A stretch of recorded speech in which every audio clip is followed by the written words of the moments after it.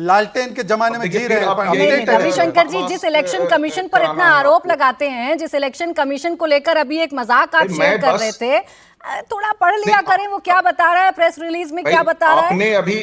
आपने अभी कितना बोला था? मृत voters 20 lakh, transfer voters 28 lakh, double voters 7 lakh.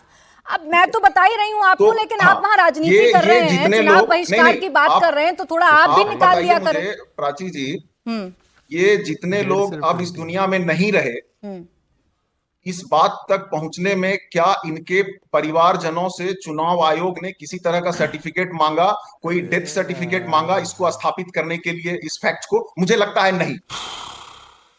इन्होंने बोला जो लोग मिल नहीं रहे हैं। अभी रुके रविशंकर जी, देखिए मैं अनइंटरप्टेड आपको समय देने की कोशिश कर रही थी, बट आपने बहुत उलझा दिया। आप क्लियर नहीं है कि आपको ईसी पर, आपको एसआईआर पर सरकार को कैसे घेरना है। पहले तो आपको ये पता ही नहीं क्या कहना चाहते हैं। पहले तो रुक जाइए, मुझे पहले उनसे बात करने दीजिए।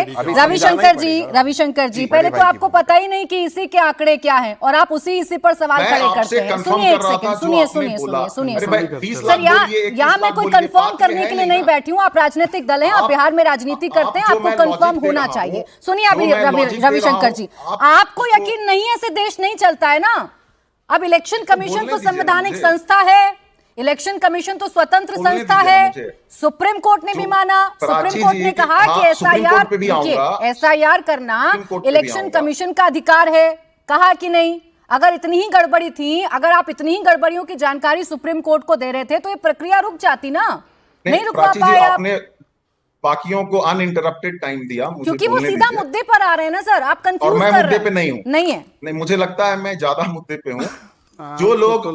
जो लोग गुमशुदा हो गए, इनट्रेसेबल हैं, उसके लिए क्या, देखिए फिर कर रहे हैं, उसके लिए क्या, जब कोई गुमशुदा होता है तो उसकी क्या प्रक्रिया है? पुलिस में लिखाया जाता है, अखबार में छपाया जाता है, इस तरह का क्या कोई डॉक्यूमेंट चुनाव आयोग ने इकट्ठा किया? नहीं किया। मैं ये बात इसलिए कह रहा हूं कि जो जिंदा है, जो बिहार में पैदा हुआ, उसको आप कह रहे हो कि सर्टिफिकेट लाके दो।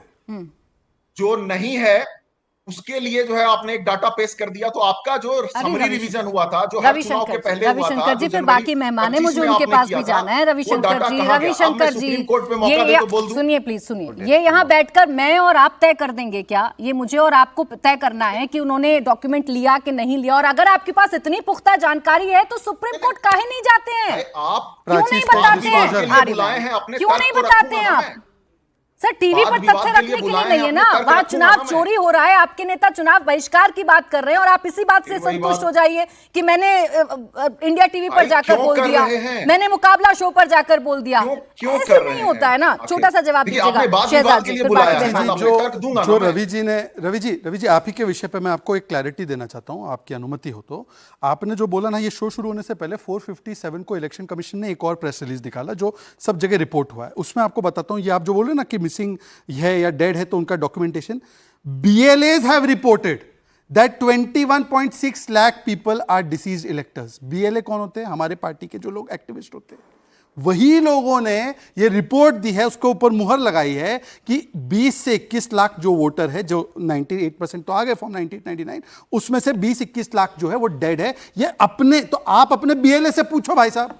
और दूसरी बात ऐसा है कि मैं सिर्फ आपसे इतना पूछना चाहता हूं कि वो एक और वो चीज है ना कि इतनी तिलमिलाहट, घबराहट, फड़फड़ाहट, तड़पड़ाहट, ये इतनी घबराहट क्यों है?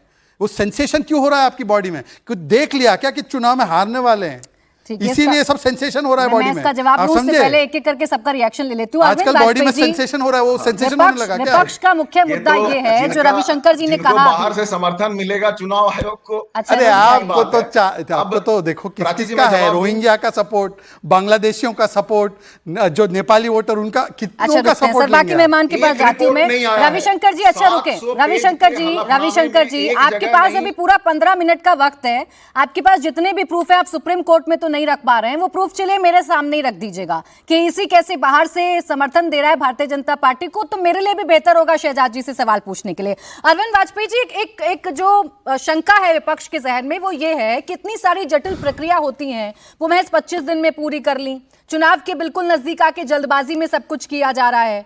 ये सब कुछ चुनाव जीतने के लिए है या सब कुछ अपना सरकार को वापसी लाने के लिए किया जा रहा है? दरअसल ये सब इलेक्शन कमीशन और बीजेपी की मिली भगत है या सरकार की मिली भगत है?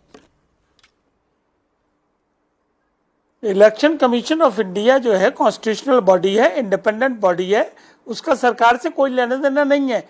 इसलिए आपने देखा होगा ये SIR पे डिमांड कर रहे थे लोकसभा में डिबेट की जाए, वो नहीं हो सकती। सरकार नहीं डिफेंड कर सकती इलेक्शन कमीशन ऑफ इंडिया को, कोई नाता नहीं है। इलेक्शन प्रक्रिया कराने का जिम्मेवार जो है कॉन्स्टिट्यूशन के हिसाब से वो इलेक्शन कमीशन के पास है, और मैटर सुप्रीम कोर्ट में पेंडिंग है, 28 तारीख को आ रहा है। इलेक्शन कमीशन ने बाकायदा अपना जवाब फाइल कर दिया है। अगर इनको कोई ऑब्जेक्शन है जो टीवी पे ये बता रहे हैं, तो वो ऑब्जेक्शन रिजॉइंडर में डालिए ना, एक एक बात रखिए, डॉक्यूमेंट लगाइए, कहिए मैं जिद्दा हूं और मेरा नाम उसमें आ गया मेरठ में, वो फौरन एक्सपोज हो जाएगा मामला। लेकिन